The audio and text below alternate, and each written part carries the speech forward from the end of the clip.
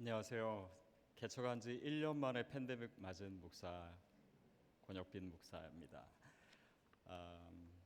초대 교회는 뭐 서부뿐만 아니라 뭐 미국 전역에서 아마 모르는 분이 없을 정도로 잘 알려진 교회인데 제가 오늘 여기 오게 돼서 가문의 영광입니다. 또 제 삶을 통해서 하나님께서 경험하게 하시고 느끼게 하신 것들이 조금 있어서 그것을 나누는 가운데 저와 여러분에게 하나님의 음성이 좀 더 가까이 들리게 되기를 바랍니다. 본문 말씀을 읽고 말씀을 전하겠습니다. 로마서 12장 1절 말씀입니다. 로마서 12장 1절 말씀. 우리 한 목소리로 같이 읽겠습니다. 시작. 그러므로 형제들아 내가 하나님의 모든 자비하심으로 너희를 권하노니 너희 몸을 하나님이 기뻐하시는 거룩한 산 제물로 드리라. 이는 너희가 드릴 영적 예배니라. 아멘. 제가 아까 가문의 영광이라고 했는데요. 저희 집안은 그냥 평범하다라고 하는 말이 굳이 필요 없을 정도로 평범한 집안입니다. 보통 이렇게 뭐 자기 가족들, 친척들 이렇게 따져 보면은 뭐 이렇게 유명한 경제인이나 정치인이 있는 분도 있으시고 또 뭐 이렇게 사돈 팔촌 다 따져 보면은 이렇다 할 만한 어떤 그런 독립투사가 계신 그런 가정도 많고 아마 여러분 가정도 그러실 수 있는데 저희 집안에는 그런 분 없습니다. 근데 한 번은 그래도 저희 가족을 조금 더 확장시켜서 보다가 제가 조금 자랑스럽게 여기는 우리 외할머니 생각이 났습니다. 돌아가신 지 벌써 20여 년이 되셨는데요. 저희 외할머니는 41살 때 남편이 심장마비로 돌아가셨어요. 굉장히 젊은 나이죠. 그리고 7남매가 있었습니다. 그리고 6.25 때였어요. 그러니까 얼마나 막막하셨겠어요. 근데 그 상황 속에서 그냥 억척같이 믿음으로 사신 분입니다. 저희 할머니의 아버지는요, 그 당시에 이렇게 서당에서 글 가르쳐 주시는 훈장님이었대요. 근데 뭐 시대가 그랬지만은 아들들에게는 글을 가르쳐 주는데 이 딸이라고 저희 할머니한테는 글도 안 가르쳐 주신 거예요. 근데 이제 혼자 공부하셔가지고 한글도 익히시고 또 한자도 익히시고 나중에는 영어도 공부를 하셨다고 하시더라고요. 그래서 하여튼 자녀들을 그렇게 힘들게 키우셔서요. 그 당시에 전라도에서 주는 장한 어머니 상을 받으셨습니다. 저희 가문에도 이렇게 상 받은 분이 있다는 걸 제가 알았어요. 근데 단지 그것뿐만 아니라요. 할머니가 참 믿음으로 사신 분입니다.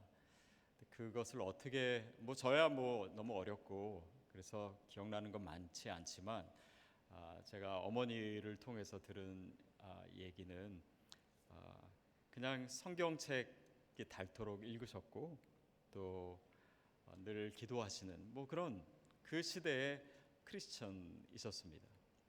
근데 그 자손들을 보니까 7남매인데요. 뭐 7남매가 당연히 이제 다 믿음을 가지고 또 훌륭한 장로님, 권사님이 되셨습니다.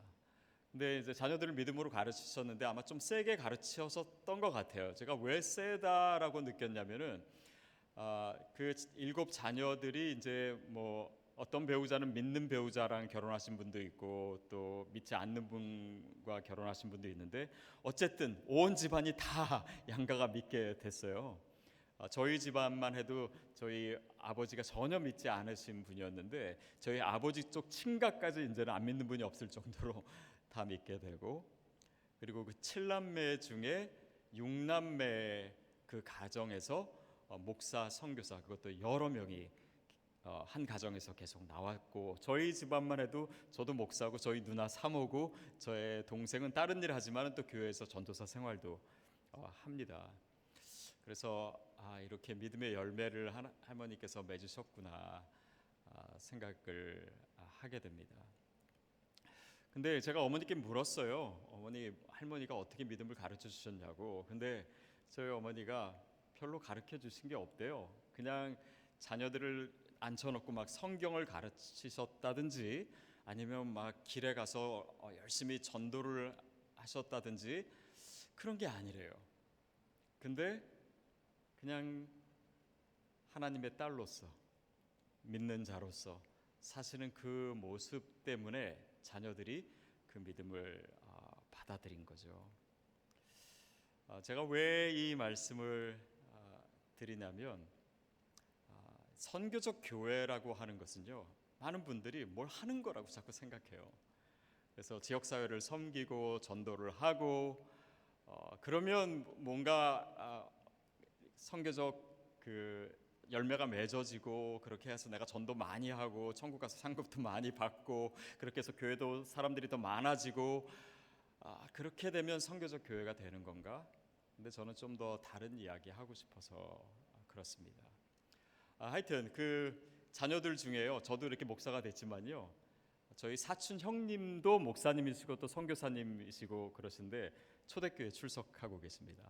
그래서 우리 최영선 목사님이시고, 제가 아직은 못 만났는데 이번에 뵙게 될 것 같아요. 선교적 교회라고 하는 것이 여러분에게는 어떻게 느껴지는지 모르겠습니다. 근데 이것은 너무나 평범한 거고, 또 어떻게 보면은 선교적이라고 하는 단어를 우리가 굳이 사용해야 되나 싶을 정도로 교회를 교회 되게 하는 거, 목사님 말씀하신 대로 저는 그거라고 믿어요. 제가 또 한 명 이야기를 해드릴게요. 저희 교회에 있는 한 자매예요. 청년부 자매입니다. 근데 이 자매는요, 모태 신앙으로 태어났어요. 근데 기독교 모태가 아니라 불교 모태로 태어났습니다. 그러다가 몇 년 전에 예수를 믿게 됐어요. 근데 예수를 믿게 되니까 그 삶이 변화되기 시작하는 거예요. 그래서 그 어머니가 한국에 계신데 이제 딸이랑 통화를 하시면서 애가 갑자기 너무 달라지기 시작하니까 뭔가 그 어머니에게 뭔가를 해서가 아니라 말투도 달라지고 삶의 태도도 달라지고 삶을 보는 관점도 달라지고, 그것이 너무 신기해서 미국 오셨을 때 그래, 너를 그렇게 변화시킨 교회가 뭔지 궁금해서 저희 교회로 오셨어요. 그리고 몇 달 계시는 동안 계속 오시고 결국 세례받고 가셨어요. 그 어머니가 처음 오신 주 그 다음 주에 이 자매의 언니가 왔습니다. 언니도 완전히 불교 신자예요. 근데 동생이랑 여기서 지금 미국에서 같이 사는데 동생이 변한 모습 때문에 크게 궁금해서 신기해서 교회 나오게 됐어요.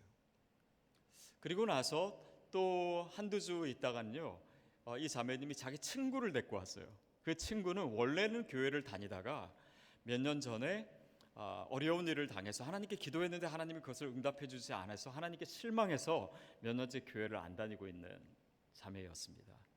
근데 그 자매도 자기 친한 친구가 이렇게 교회 다니고 또 그런 모습이 너무 좋아 보여서 또 나오기 시작한 거예요. 그러더니 또 몇 주 후에는요, 그 친구의 안 믿는 남자친구가 있었어요. 그 남자친구를 교회에 데리고 나오기 시작했어요. 그래서 지금까지 출석하고 있고요. 그 다음에 이 자매님의 언니, 아까 불교 열심히 믿던 언니가 결혼할 피앙세를 데리고 왔어요. 그래서 이 두 부부는 불교 청년부에서 만났대요. 근데 교회로 온 거예요. 그리고 최근에 저희 교회 지금 등록 과정에 누가 있냐면 그 안 믿는 언니, 불교 믿던 언니가 다른 친구의, 그 친구는 원래 교회는 다녔던 친구인데 저희 교회를 소개해서 또 우리 교회 오고, 그러니까 이게 다 한 사람 때문에 일어난 일입니다. 그래서 선교라고 하는 것은 사실은 뭔가를 한다라기보다는 삶의 모습이에요. 어떻게 보면 일상의 모습입니다. 예전에 어느 인터넷에서 제가 그냥 한번 읽었던 우스갯소리 같은 건데요. 어느 초등학교 시험 문제에 이런 문제가 있었대요. 만유 인력을 발견한 사람은, 이 문제였어요. 답이 뭐죠? 여러분 누군지 기억나세요? 아이작 뉴턴이죠. 근데 어떤 애가 답을 뭐라고 썼냐면 죽었다 이렇게 썼대요. 여러분 그 의미를 제가 조금 생각해 봤어요. 물론 그 글과는 전혀 상관이 없는 의미이지만 우리는 많은 경우에 내가 예수를 믿으면 어떻게 되지를 생각해요. 내가 열심히 기도하고 또 헌신하고 또 그렇게 해가지고 내가 잘 됐다 아니면 잘 안 됐다라고 하든지 아니면 뭔가 내 신앙의 삶을 통해서 얻어지는 그 어떤 거에 대해서 관심을 갖게 되는데 사실은 이 문제의 핵심은 뭐냐면 누가 되는가입니다. 저는 3일 동안 선교적 삶에 대해서 좀 구체적인 이야기도 나누겠지만 결국은 우리가 누가 되는가, 우리가 어떤 존재가 되는가, 어떻게 우리가 신앙의 본질을 가진 존재가 되는가에 대해서 나누고 싶습니다. 오늘 본문 말씀을 아까 같이 읽었는데요. 여러분이 잘 아시는 구절입니다. 근데 여기서 나오는 표현 중에 너의 몸을 하나님이 기뻐하시는 거룩한 산제사로 드리라고 합니다. 여기서 쓰여진 이 몸이라고 하는 단어는요, 소마라고 하는 단어입니다. 이것은 물론 이 body, 육체라고 하는 뜻도 있지만 이것의 더 구체적인 의미는 이게 몸만 할 때는 사르크스 다른 단어를 씁니다. 근데 이 소마라고 하는 단어는요, 육체를 포함한 전 존재를 얘기하는 거예요. 우리의 삶을 얘기합니다. 우리의 존재 자체를 얘기해요. 그래서 기독교 영성 중에 이 성육신의 영성이라고 하는 것이 있습니다. 그것은 뭐냐면 그리스도께서 몸을 입고 이 땅에 오셨잖아요. 그렇기 때문에 그 육신 자체, 물질적인 그 자체, 그것을 확장된 의미로 한다면 우리가 살아가고 있는 이 모든 세상과 이 모든 일상을 포함한 모든 전 존재, 바로 그 영성을 의미합니다. 그리고 영적 예배다, 너희의 몸을, 너희의 전 존재를, 너희의 삶을 하나님께 드리라, 이것은 너희가 드릴 영적 예배니라 했을 때 이 영적이라고 하는 단어는 로리켄이라고 하는 단어예요. 합당한, 합리적인 이란 뜻입니다. 그러니까 내 삶을, 내 일상을 하나님께 합당하게 드린다라고 하는 의미예요. 그래서 이 영적 예배라고 하는 것은요, 단지 교회 안에서 드리는 예배가 아닙니다. 우리의 모든 삶을 포함한 예배를 의미해요. 제가 지금 이제 개척하기 전에 있었던 그 교회에서요, 제 사무실이 있었습니다. 근데 주일날 이제 사무실에 있다 보면요, 그 복도가 있는데 그 복도에 이 주일학교 아이들이 바글바글 거려요. 아니 다른 데는 없는데 제 방 앞에만 그냥 애들이 이렇게 많은 거예요. 그래가지고 얘네들이 나를 좋아해서 그러나 그렇게 생각을 했었는데 나중에 물어보니까 제 방 앞이 와이파이가 제일 잘 터지는 거예요. 그래서 뭐 하나씩 갖고 와가지고 다 거기 붙어 있는 거예요. 여러분 근데 이 하나님의 임재는요, 와이파이가 아닙니다. 어떤 교회 안에 머물러 계신 존재가 아니에요. 하나님은 어떤 특정한 민족의 하나님이 아닙니다. 하나님은 어떤 골목에서 골목 대장하는 그런 분이 아니에요. 시장의 잡배가 아닙니다. 그분은 온 세상의 주인이세요. 그렇기 때문에 우리의 예배의 자리는 여기에 머물지 않고 우리의 삶으로 퍼져나갑니다. 우리의 가정에, 우리의 학교에, 우리의 일터에, 그 모든 곳에 하나님의 임재가 있고 하나님 거기서 예배를 받으시기 원해요. 그래서 저희 교회에서는요, 예배 끝나고 하는 멘트가 있습니다. 그러니까 축도를 다 마치면 우리 목사님 뭐라 그러냐면 이제 세상에서의 예배가 시작되었습니다. 이제는 성도님들이요, 그 말과 그 표현을 너무 좋아하셔가지고 한 번은 목사님이 깜빡 잊고 그렇게 얘기를 안 하셨다가 성도님들이 막 와가지고 왜 오늘 그 말씀 안 하셨냐고 질문할 정도예요. 어느 교회 가면은 예배당에 들어갈 때 이곳은 이제 예배하는 곳이니까 이곳은 예배하는 곳이니 경건한 마음으로 들어가십시오. 이렇게 써놓은 교회가 있대요. 근데 물론 맞습니다. 여기 예배 드리는 곳이니까 경건한 마음으로 들어가야지요. 근데 그런 글이 있다면 한 가지가 더 필요하지 않겠습니까? 그렇다면 예배를 드리고 세상으로 나갈 때는 세상은 더 치열한 예배의 자리입니다. 더 경건함과 더 경외감을 가지고 세상으로 나아가십시오. 왜냐하면 거기가 예배하는 곳이, 거기가 주님을 만나는 곳이요, 거기가 하나님께서 일하시는 곳이요, 하나님이 영광 받으실 곳이라고 저는 확실히 믿습니다. 그게 우리의 신앙 안에 이원론적인 그런 구도가 깨지는 것, 그것이 선교적 삶에 있어서 출발점이 아닐까 싶습니다. 일상의 예배다, 일상의 삶이다, 일상의 선교다, 선교적 존재다. 그것은 다시 말하면 이것이 어떤 특정한 하나의 사건이나 아니면 어떤 시기나 또 어떤 장소나 거기에 국한되지 않는다라는 거예요. 우리는 뭔가 이렇게 수련회 같은 데 가서 크게 은혜를 받고 이런 컨퍼런스 갔을 때 좀 가슴이 뜨거워지고 그래가지고 내가 정말 선교적 삶으로 사는 어떤 모멘텀을 가지고 이것이라고 생각하는데 사실은 이것을 넘어서는 것이 중요해요. 제가 어렸을 때 한 중고등학교 때 수련회 갔던 그 기억 중에 정말 밤새도록 기도했던 적이 있어요. 그래서 정말 제 친구들 이렇게 같이 기도하는 거 보면 정말 눈물로 기도하고 막 땅을 치면서 기도하고 막 어떤 전사님 막 안수찰 해주다가 막 등 때리기도 하고 막 그렇게 열심히 기도하는데 어떤 애는요 정말 너무 은혜를 받아가지고 바닥에서 대굴대굴 그러더라고요. 그리고 나서 수련회가 끝났어요. 그리고 이제 그 다음 주에 주일날 이제 교회 와서 예배를 드리고 끝났는데 그렇게 수련회에서 이렇게 막 바닥을 굴러던 애가 교회 마당에서 친구랑 싸우니라고 바닥에서 구르고 있더라고요. 그냥 그때의 일이었던 거예요. 어느 하나의 사건이었던 거예요. 뭔가를 어떤 그 시간에 행하는 어떤 특정한 일. 선교는 그런 것이 아닙니다.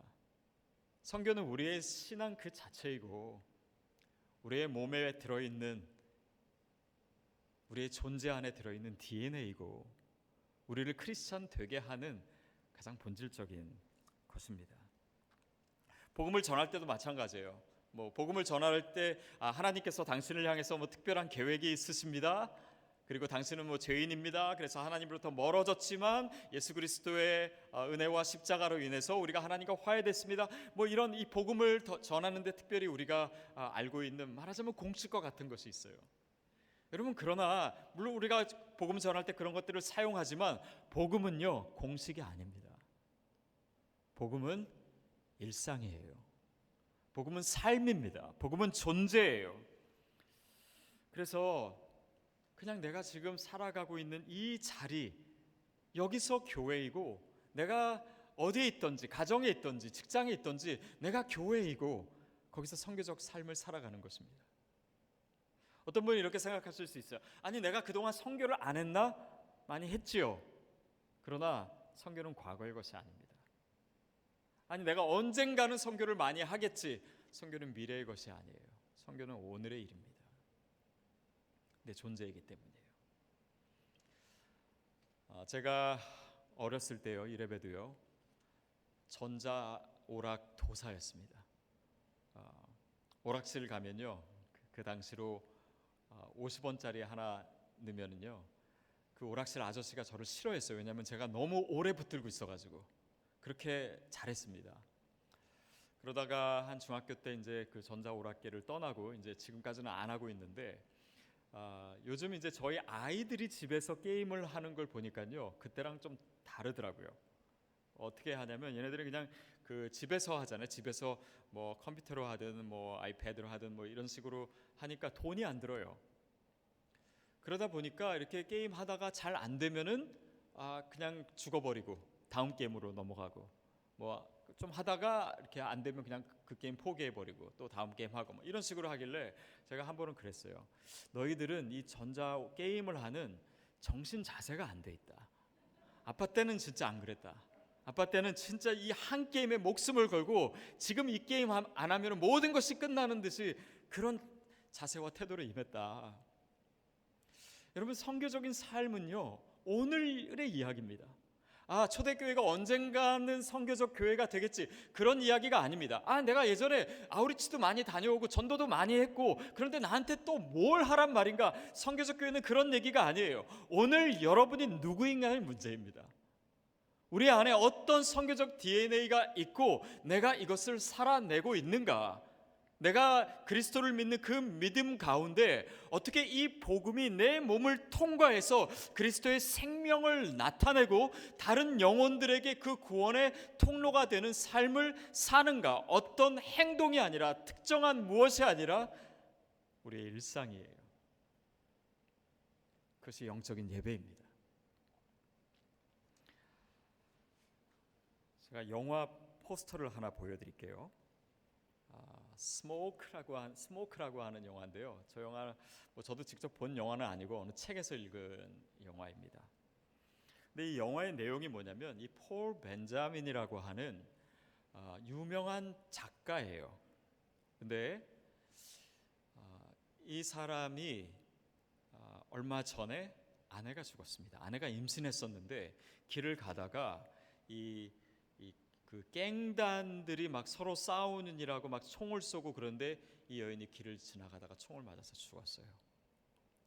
그래서 그렇게 큰 슬픔을 안고 살아가고 있는 어느 날, 그냥 그가 매일 들리다시피 하는 그 동네의 담배가게에 들렸습니다.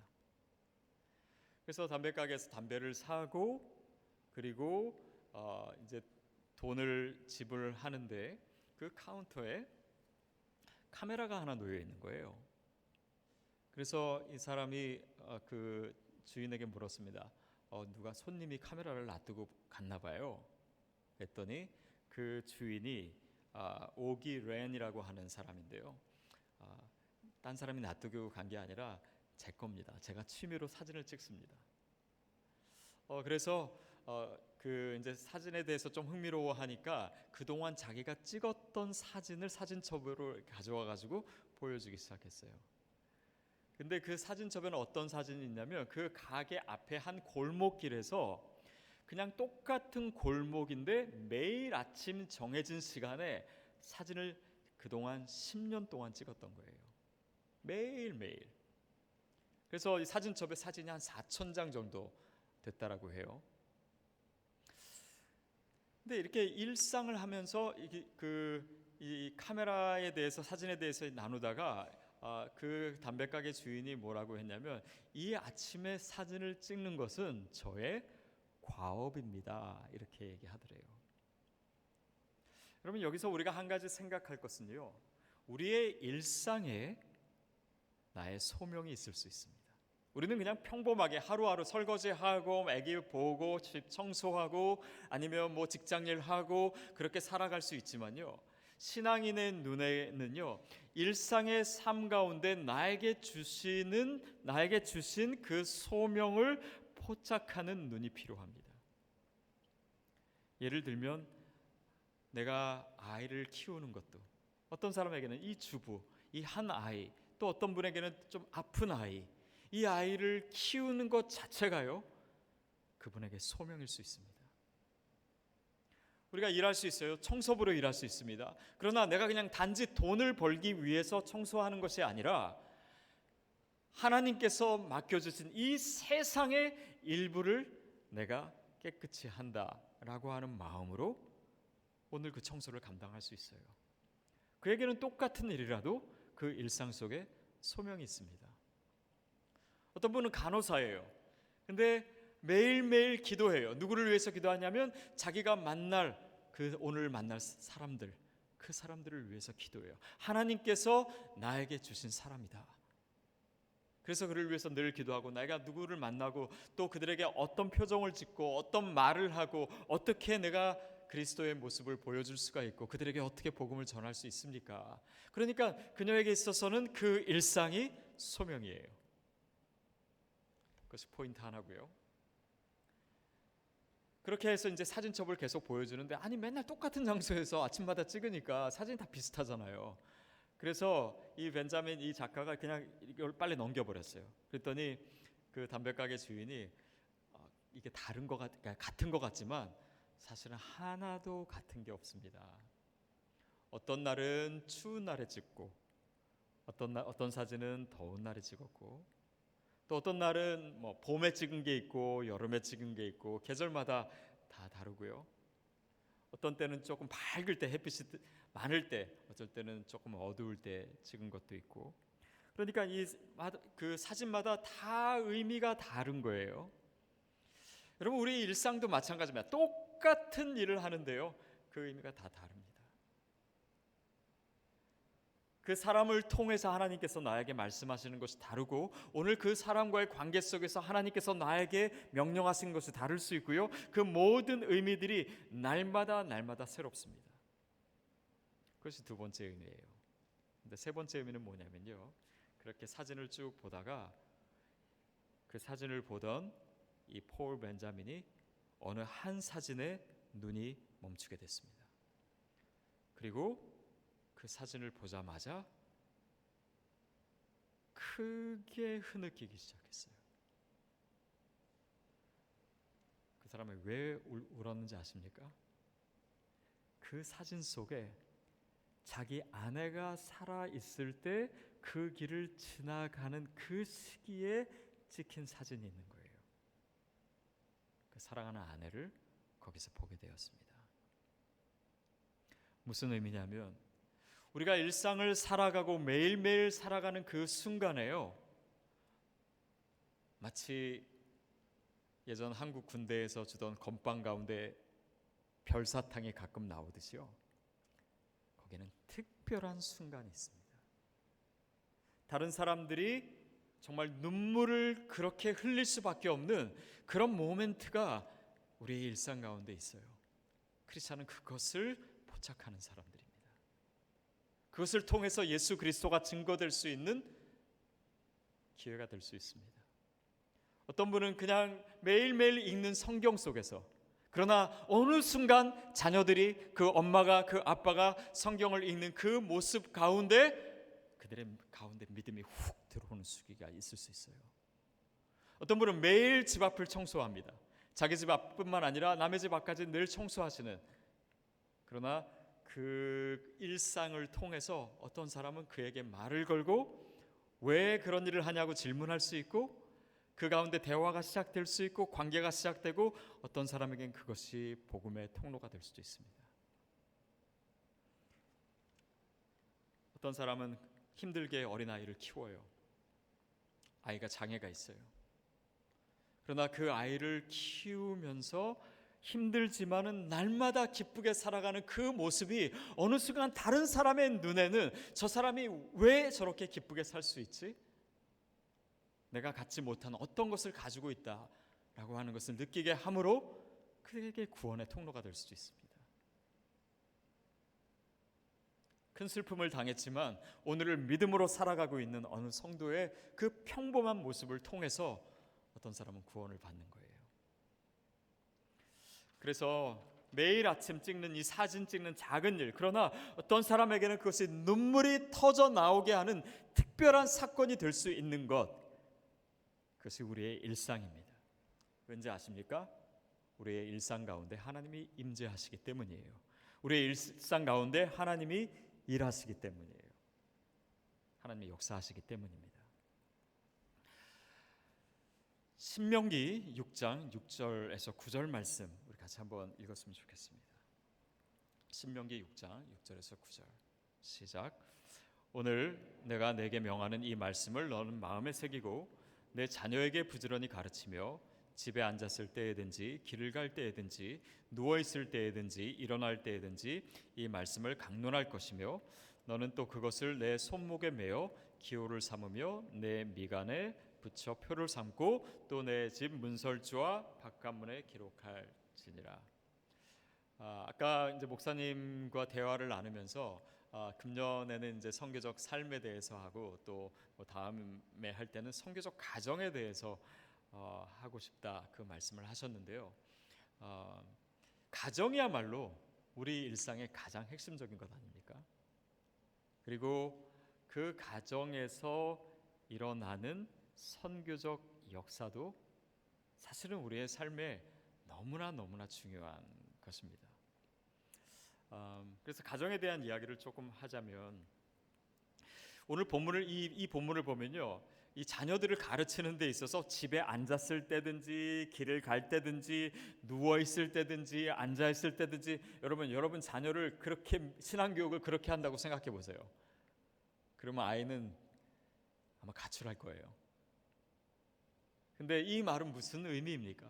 그렇게 항상 이 아이에게 신앙을 가르친다. 또 그것을 내 손목에 메어 기호를 삼고 내 미간에 표를 붙여서 하고 내 집 문설주와 바깥문에 기록하라. 물론 실제 유대인들은 이 문자 그대로 했을 수도 있지만 오늘날 우리가 이렇게 그대로 하라는 것이 아니라 신앙의 교육은요, 우리의 일상입니다. 어떤 특정한 시간만을 통해서 이루어지는 것이 아니에요. 재작년이었던 것 같아요. 저희 교회 성도님 한 분이 저한테 이렇게 장문의 이메일을 하나 주셨어요. 근데 몰랐었는데 이분이 지금은 이제 다른 일을 하고 계신데 예전에 교회에서 그 차세대 아이들을 가르치는 전도사님이셨더라고요. 그래서 그때 일을 이제 추억하면서 저에게 글을 써주셨는데 어떤 내용이냐면, 그때 이제 아이들, 고등학생 아이들을 이제 맡으면서 이 아이들을 정말 잘 가르치고 싶고 또 신앙을 잘 이렇게 가르쳐주고 싶어가지고 한 2달 동안 이 아이들 한 사람 한 사람을 찾아다니면서 상담을 했대요. 그리고 그 상담을 통해서 깨닫게 된 것이 몇 가지가 있는데, 한 가지는 그분 말로는 너무 충격적이게도 이 아이들이 대학교에 가면 믿음을 유지할 아이들이 거의 없다라고 하는 것을 그 대화를 통해서 깨달았대요. 그러니까 이 아이들의 믿음은 뭐냐면 자기가 선택해서 자기가 믿는 것이 아니라 그냥 부모가 믿으라고 해서, 부모가 강요해서 어떤 의미에서 어떤 강요된 선택을 했던 것이죠. 그리고 성경을 읽기도 합니다. 그런데 성경 안 읽으면 용돈 안 준다. 아니면 교회 안 나가면은 용돈 삭감한다. 아니면 성경 읽으면 20불 더 준다. 이런 식으로 하니까 그게 아쉬워가지고 아이들이 신앙생활을 하는 거예요. 그러다가 나중에 좀 독립적이 되거나 아니면 20불 그 자체가 별로 중요하지 않을 때가 되면 더 이상 교회에 나오지 않는 것입니다. 신앙을 버리는 거예요. 그러니까 신앙이라고 하는 것이 그들에게는 그냥 20불짜리 지폐처럼 여겨졌던 것이죠. 근데 그러면서 그분이 얘기하는 것은 이게 사실은 우리 부모의 책임이 크다라고 얘기하면서, 부모들의 이중적인 모습 때문에 아이들이 신앙을 갖지 못하는 것이 너무 많더라. 교회에서는 정말 환한 웃음을 짓고 그런 천사의 표정을 짓고 있는데 집에 와서는 너무 묵뚝뚝한 아버지, 말도 제대로 안 하고, 그리고 집에서 너무 권위적이고, 또 회사나 직장 가보면은 종업원들에게 너무 함부로 하는 우리 부모님의 모습을 본다든지, 아니면 교회에서는 정말 은혜 받고 그러고 왔는데 차에 타서는 어느 집사님 비방하고 욕하는 이야기, 이 아이들이 다 듣잖아요. 그러니까 이 아이들의 신앙 속에 있어서는 어떤 교회 가서 설교 말씀을 듣는 그 자체가 아니라 부모의 일상의 삶을 통해서 이 아이들의 신앙이 결정되는 것이 너무 많았다는 거예요.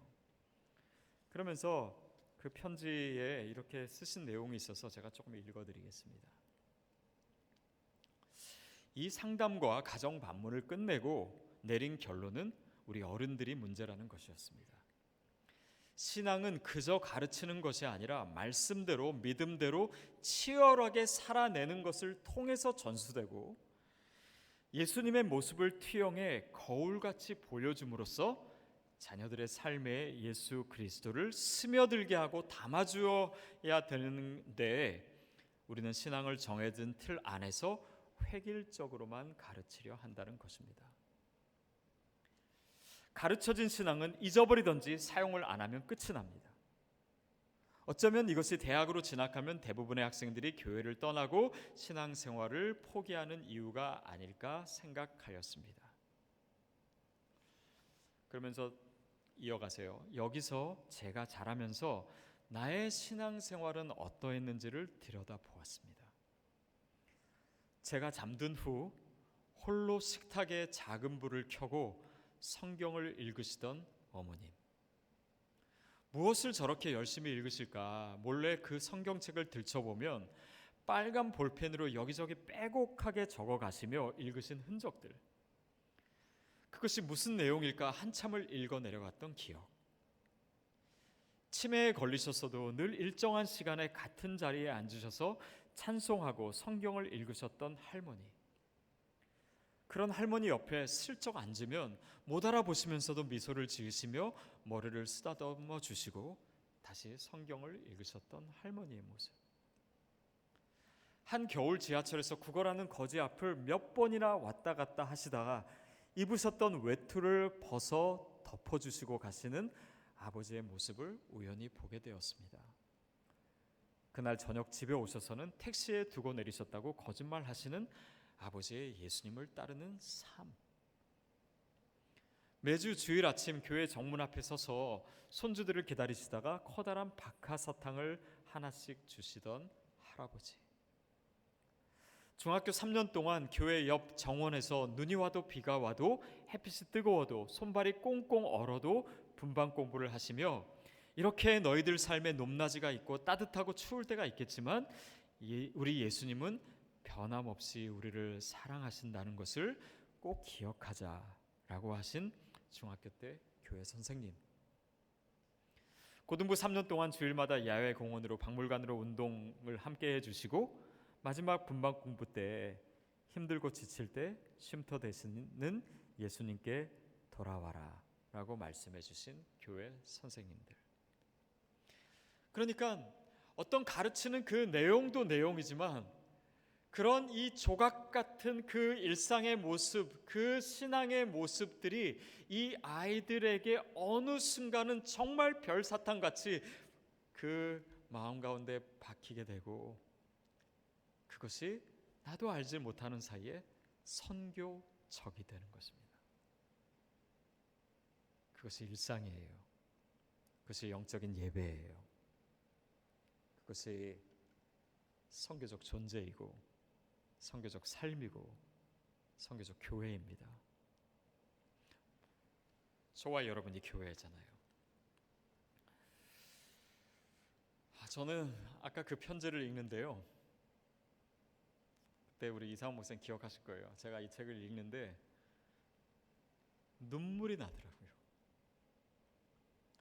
왜 눈물이 났냐면 제 일생 가운데 저한테 그런 신앙을 보여주셨던 분들이 너무 감사해서 눈물이 났어요. 여러분, 오늘 우리가 나눈 내용은요, 우리를 부끄럽게 하자고 하는 것이 아닙니다. 여러분 아마 이렇게 지금 살고 계시라고 저는 믿어요.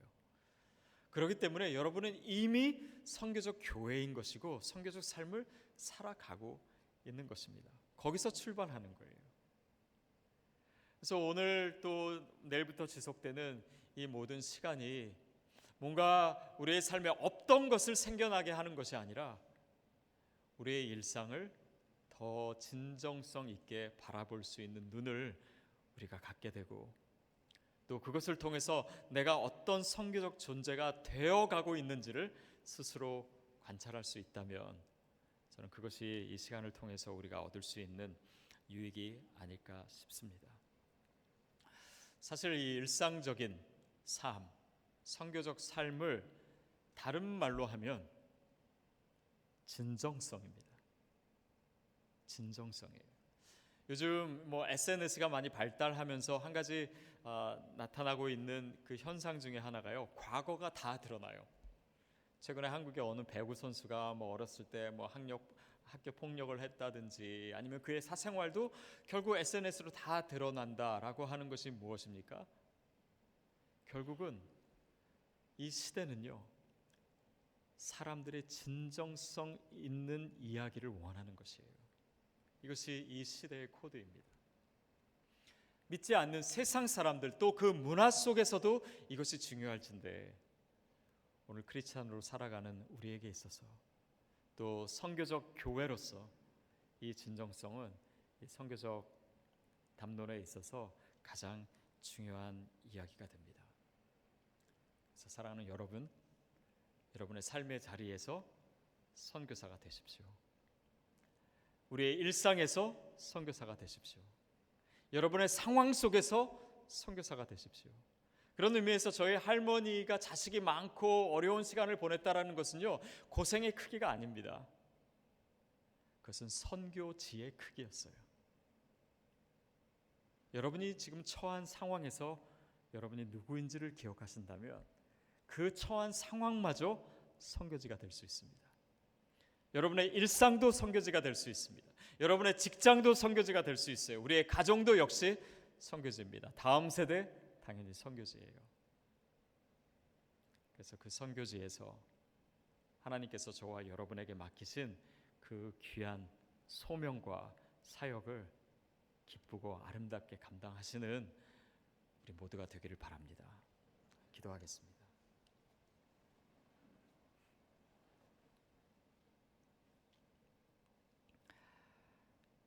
하나님 아버지, 오늘 우리에게 주님이 기뻐하시는 예배가 무엇인지 말씀해 주셨습니다. 우리의 몸을 드려, 우리의 일상을 드려, 우리의 삶과 우리의 전 존재가 주님 앞에 드려지는 예배 되기를 원하고 또 선교 되기를 원합니다. 하나님, 우리의 일상의 삶에 주님 임재해 주신 것을 우리가 늘 느끼고 또 거기서 주님의 음성을 포착하고 하나님께서 나에게 원하시는 선교적 삶이 무엇인지 우리에게 깨달을 수 있는, 또 그것을 볼 수 있는 영의 눈을 열어주시옵소서. 그래서 내 삶을 통해서 내 의식과 내 모든 관계와 내가 생각하는 그 모든 것을 넘어선 하나님의 복음의 역사가 일어나도록 또 그 풍성한 열매를 경험하는 우리 모두가 되게 하여 주옵소서. 예수님의 이름으로 기도하옵나이다.